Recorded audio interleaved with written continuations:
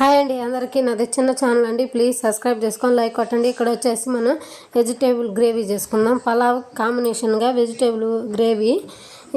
ఆ గ్రేవీ చేసుకోవడానికి ముందు బాండీ పెట్టుకొని బాండీలో 2 స్పూన్లు ఆయిల్ వేసుకొని ఆయిల్ వేడెక్కనిచ్చి తర్వాత సన్నగా తరుక్కున్న ఉల్లిపాయలు వేసుకొని ఆ ఉల్లిపాయలు బాగా ఫ్రై అవ్వాలా. బాగా ఫ్రై చేసుకొని లో ఫ్లేమ్లో మంట పెట్టుకొని సన్నగా తరుక్కున్న ఉల్లిపాయలని నూనెలో బాగా ఫ్రై చేసుకోవాలి. కలుపుకుంటూ ఫ్రై చేసుకున్న తర్వాత కొంచెం అల్లం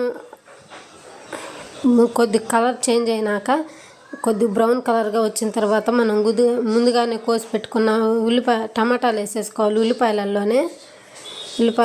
ఉల్లిపాయలలో టమాటాలు వేసి కొంచెం పుదీనాకు కొత్తిమీర కూడా వేసుకోవాలా.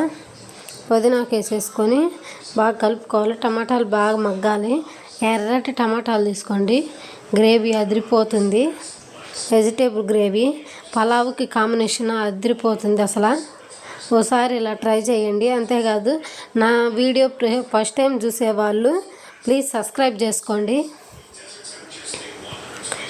కొంచెం కొత్తిమీర కూడా వేసుకోండి. నూనెలో కొత్తిమీర కూడా కరివేపాకు వేసుకోండి.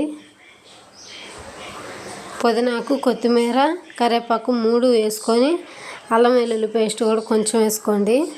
కొంచెమే ఉంది అందుకని నేను కొద్ది వాటర్ కలిపి అల్లం వెల్లుల్లి పేస్ట్ అట్లా వేసేసుకున్నా. ఇట్లా వేసి మొత్తం బాగా ఉడకనివ్వాలా.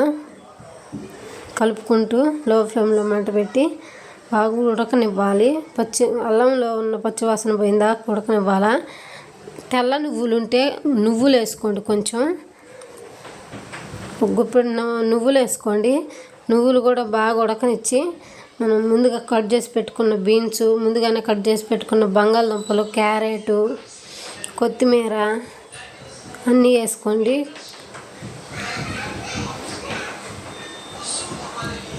ధనియాల పొడి, కారం, కొంచెం కొబ్బరి పొడి, సరిపడి కారం వేసుకోండి. అన్నీ పసుపు అన్నీ వేసుకొని బాగా కలుపుకోవాలా. బాగా కలుపుకున్న తర్వాత నువ్వులు వేసుకోండి. గ్రేవీకి చాలా టేస్ట్గా ఉంటుంది కూర కూడా. నువ్వులు వేసుకుంటే బాగా కలుపుకోవాలి. కొంచెం కొబ్బరి పొడి కూడా వేసుకోండి. ఇది పలావ్కి కాంబినేషన్గా సూపర్ ఉంటుంది. కొద్ది గరం మసాలా వేసుకోండి.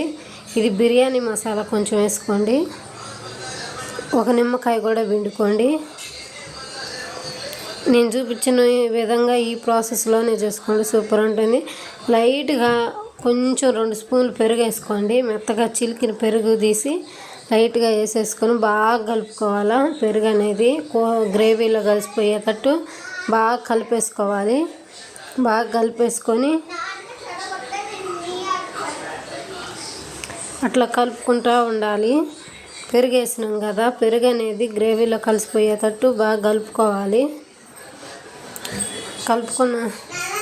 కలుపుకున్న తర్వాత మూత పెట్టి ఒక 5 నిమిషాలు ఉడకనివ్వాలా.